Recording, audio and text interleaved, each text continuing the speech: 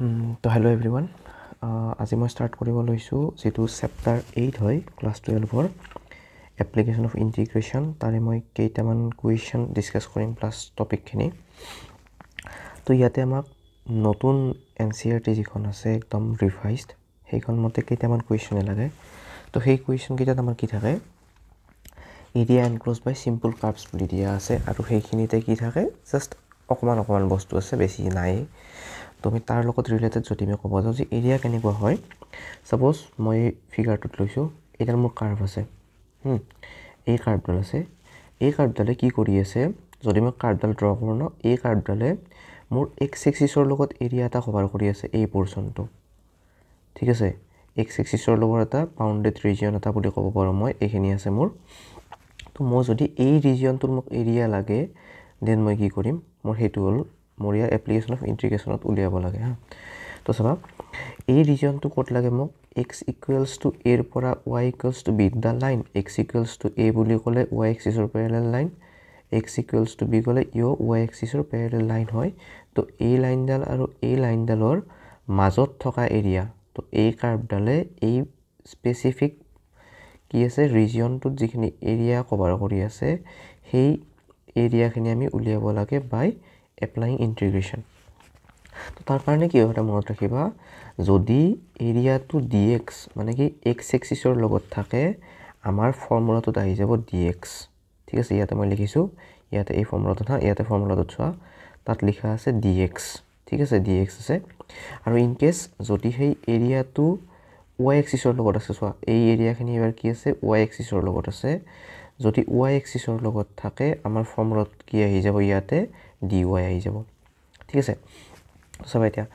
D Y বুলি কোৱাৰ লগে লগে আমাৰ ফৰ্মুলাটোত ইয়াত মই মডুলাছ দিছোঁ বাৰু দুটামান স্পেচিফিক কুৱেশ্যনত লাগে মই সেইকাৰণে দি দিছোঁ মডুলাছ এপ্লাই নকৰিলেও ফুল নহয় এপ্লাই নকৰাকৈ লিখিবা প্ৰব্লেম নাই তো মানে কি যদি মই এৰিয়াটো কৈ দিওঁ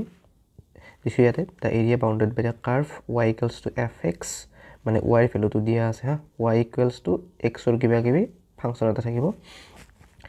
the x-axis and the coordinates x equals to a and x equals to b is given by integration y dx মানে dx থাকিলে y ভ্যালুটো নাথাকে মানে y ৰ ঠাইত এই যেটো y লিখিছো মই এই y ঠাইত মোৰ কি আহি যাব y ঠাইত আহিব মোৰ x ৰ যেটো ফাংচন হে ফাংচনটো আহি যাব ঠিক আছে নেক্সট সিমিলাৰলি তেনেকৈ যদি dy থাকে x লৈছো মই দ্যাট মিন্স x ৰ ঠাইত কি আহিব y থকা ভ্যালু কিটা আহি যাব ঠিক আছে তো ফাৰ্স্ট মই কুৱেশ্যন ডিসকাস কৰিছো যেটো এক্সাম্পলত আছে আমাৰ NCERT find the area enclosed by the circle x square plus y square equals to a square চাবা ইয়াতে কি হৈ থাকে আমি যদি সাপোজ হল ন এই সার্কেলটো অৰিজিনত আছে কাৰণ কিয় মোৰ ফৰ্মুলা কি আছিল সাৰ্কুলাৰ x minus a whole square plus y minus b whole square equals to r square যত r আছিল ৰেডিয়াস a আৰু b আছিল কি মোৰ চেণ্টাৰ আছিল ঠিক আছে এতিয়া এই ফৰ্মুলাটো চোৱা যদি মই ইয়াৰ লগত কম্পেয়াৰ কৰো x square plus y square আছে that means x minus 0 y minus 0 whole square equals to a square দিছে r square ঠাইত মানে মোৰ ৰেডিয়াস থাকিলে a আৰু কোঅৰ্ডিনেটটো কিমান centre true coordinate hall origin that means এইটো 0 0 ঠিক আছে তো 0 0 ৰ মাজেৰে যোৱা a ৰেডিয়াসৰ যেটো সাৰ্কেল হ'ব এই সাৰ্কেলটো মোৰ কি হ'ব ইকুৱেলি চাৰিটা পাৰ্টত ডিভাইড হৈ আছে চোৱা আছে এই চাৰিটা পাৰ্টৰ যদি মই এটাৰ এৰিয়াটো কৈ দিব পাৰো দেন বাকি কেইটাৰো সেম হ'ব প্ৰত্যেকটা চাৰিটা পাৰ্টৰে সেম এৰিয়া হ'ব গতিকে মই এটাৰ এৰিয়াটো যিমান হয় ইনটু 4 কৰি দিলে মোৰ গোটেই এৰিয়াটো হৈ যাব কাৰণ ইয়াতে কাৰ লগত কৰিছে কোৱা নাই মোক তো কি হ'ব চাবা the equation of the circle is কি দিয়া আছে মোক ইয়াত দিয়া আছে যেটো চোৱা মই ইয়াত y axis ৰ লগত কৰিব পাৰো ইয়াৰ লগত কৰিব পাৰো কিন্তু মই x ৰ লগত কৰিম সো দ্যাট মই কি কৰিছো y ভ্যালুটো উলিয়াই লৈছো তো মই ইয়াৰে পৰা কি কৰিছো y ইকুৱেলছ টু কিমান আছে y ইকুৱেলছ টু মোৰ আহি গল √a square minus x square simple calculation দেখুৱাই দিয়া নাই এইটো থাকিল তো চাবা এৰিয়া অফ দা সাৰ্কেল তো মই কৈছোৱে চাৰিটা ইকুৱেল পাৰ্টত তো মই কি কৰিছো 4 into area of the region in the first কোৱাড্ৰেন্টত থকা ৰিজিয়নৰ মোৰ এইখিনি এই ৰিজিয়নটোৰ যেটো এৰিয়া হ'ব তাক মই 4 ৰে মাল্টিপ্লাই কৰি দিম তেতিয়া মই কি পাই যাম সাৰ্কেলটোৰ এৰিয়া পাই যাম চাবা মডুলাছ নিদিলেও কথা নাই ইয়াত মই কৈছোৱে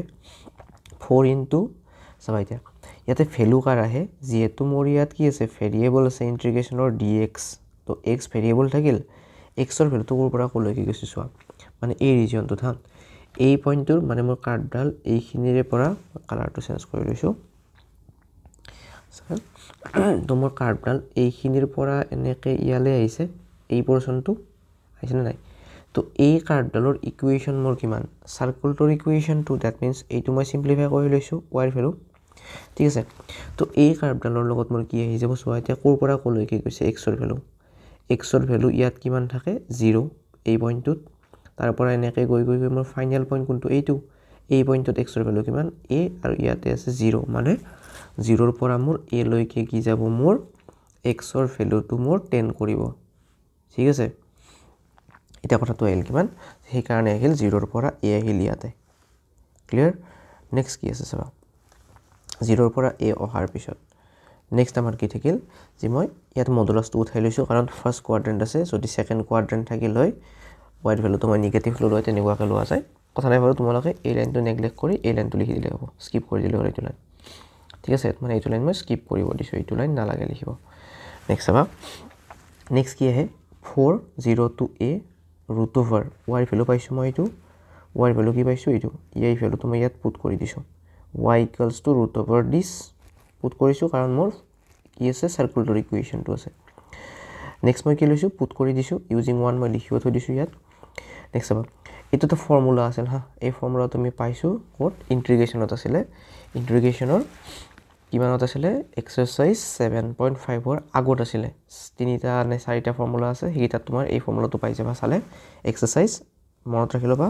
ইণ্টিগ্ৰেশ্যনৰ এক্সাৰচাইজ 7.5ৰ আগত 7.5ৰ লগত ৰিলেটেড মানে প্ৰিভিয়াছ যিখিনি আছে কনচেপ্ট সেইখিনিত এই ফৰ্মুলাটো দিয়া আছে ঠিক আছে তো এই ফৰ্মুলাটো আমি ডিৰাইভ কৰি এনেকৈ লিখি লৈছোঁ নেক্সট লিমিট বহাইছোঁ 0ৰ পৰা এ লৈ আছে নেক্সট কি কৰিছোঁ এ পুট কৰিছোঁ চাবা এ পুট কৰিলে কিমান আহিব ইয়াত a/2 a square minus a square a/2 sign inverse a/a next 0 put কৰিছোঁ এইখিনিত 0 আৰু 0 ঠিক আছে তো চাবা নেক্সট এই ভেলুটো আহি যাব মোৰ 0 a square minus a square 0 হ'ব গতিকে অভাৰঅল মই 0 লিখি দিছোঁ ইয়াতে a আৰু a কাটা কাটি যাব এই দুটা কাটা কাটি যায় 1 a স্কুৱেৰ বাই 2 থাকিল নেক্সট এইখিনি চাবা 0ৰে মাল্টিপ্লাই আছে গতিকে 0 ইয়াতো এইটো কিমান হৈ যাব সাইন ইনভাৰ্স 0 হ'ব মোৰ সাইন ইনভাৰ্স 0ৰ ভ্যালু 0 সো দ্যাট মই এইটো লিখিছো 0 নেক্সট কিমান আহিব ইয়াতে 4 ইনটু এইখিনিটো 0 হৈ গল সাইন ইনভাৰ্স 1 ৰ ভ্যালু হল মোৰ পাই বাই 2 a স্কয়াৰ বাই 2 আছে মাল্টিপ্লাই কৰি দিছো 2 2 যা 4 গতিকে 4 কাটা কাটি যাব পাই a স্কয়াৰ থাকিল মোৰ ফাৰ্স্ট আনসাৰ ক্লিয়াৰ সেম প্ৰসেছত আমাৰ এইটো কোৱেশ্চন আছে ইলিপ্সৰ কোৱেশ্চনটো সিম্পল কাৰ্ভ বুলি ক'লে ইলিপ্স সাৰ্কেল এবিলাকে আহি যায় তো এটা চাবা এইটোত কি আহে find the area of the enclosed by the ellipse this এইটো দিয়া আছে ইলিপ্সৰ ফৰ্মুলা মই ইলিপ্সটো ড্ৰ কৰি লৈছো ফিগাৰ মেইন ফিগাৰটো আকি দিলে হল ইলিপ্সটো ড্ৰ কৰি লৈছো ইলিপ্সটো ড্ৰ কৰি চোৱা ইয়াতো ইলিপ্সটো অৰিজিনত কি হ'ব চাৰিটা ইকুৱেল পাৰ্টছত ডিভাইড হ'ব গতিকে মই যদি ফাৰ্স্ট কোৱাড্ৰেন্টত থকা ৰিজিয়নটোৰ এৰিয়া লৈ লও মাল্টিপ্লাই বাই 4 কৰি দিলে হৈ যাব সেম প্ৰসেস মই কি কৰিছো চোৱা ইকুৱেশ্যনটো লিখি লৈছো তাৰ পৰা মোৰ টাৰ্গেট হ'ব কি হয়তো y ৰ ভ্যালুটো উলিয়াইলাম নহলে x ৰ ভ্যালুটো উলিয়াইলাম তো মই তাৰ পৰা কি কৰিছো এখিনি সিম্পলিফাই কৰিছো ইয়াক এইফালে নিছো সৰি ফাৰ্স্ট পাৰ্টটো মানে x স্কয়াৰ বাই a টোক মই ৰাইটত লৈ গৈছো 1 - x স্কয়াৰ বাই a হল তাৰ পৰা b স্কয়াৰটো এইফালে আনিছো মাল্টিপ্লাই হ'ব কাৰণ ডিভাইড হৈ আছে ইয়াতে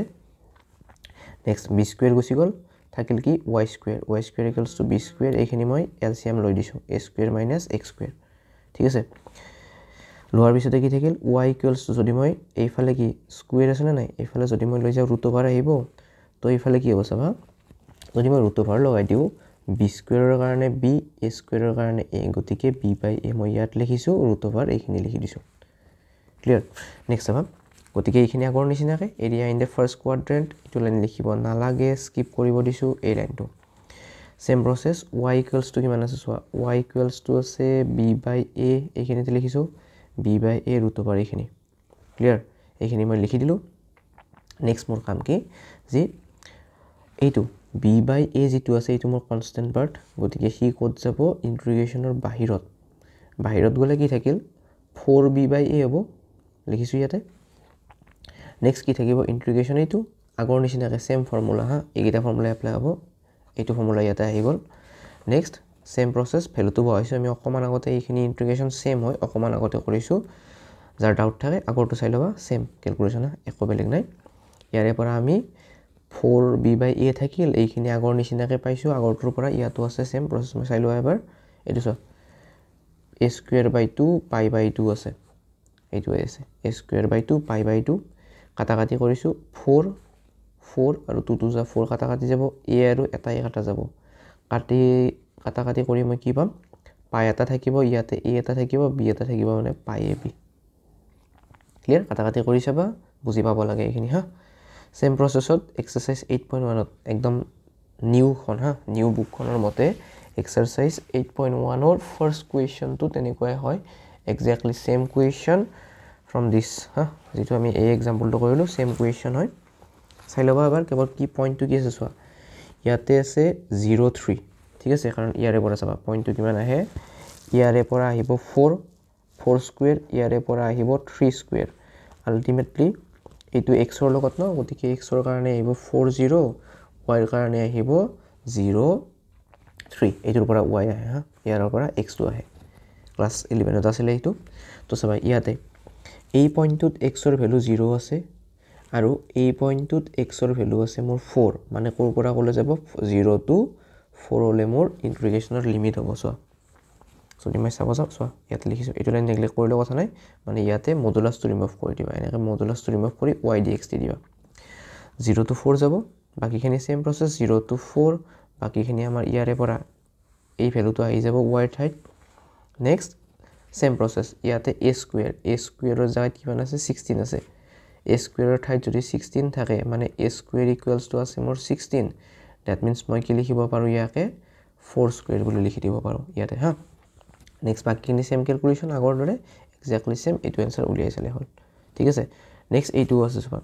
ইয়াতে চোৱা ইয়াতে থাকিব এইটো 2 স্কয়াৰ ইয়াতে থাকিব 3 স্কয়াৰ মানে y ৰ লগত থকা b ৰ ভ্যালু যেটো b ৰ ভ্যালুটো কি ডাঙৰ হলে মোৰ ইলিপসটো হ'ব ইন দিস ফৰ্ম ঠিক আছে সেম প্ৰসেস বাকিখিনি একো নাই কেৱল ফিগাৰটো ড্ৰ কৰি লোৱাটো মেইন এইটো ফৰ্মত আহি যাব আহিলে কিমান হ'ব 0 ৰ পৰা কলৈ যাব ইয়াতে আছে 0 ইয়াতে আছে 2 মানে 0 to 2 হ'ব চোৱা 0 to 2 ঠিক আছে বাকিখিনি সেম ক্যালকুলেশন এদিলৈ চোৱা a স্কয়াৰ - x স্কয়াৰ মানে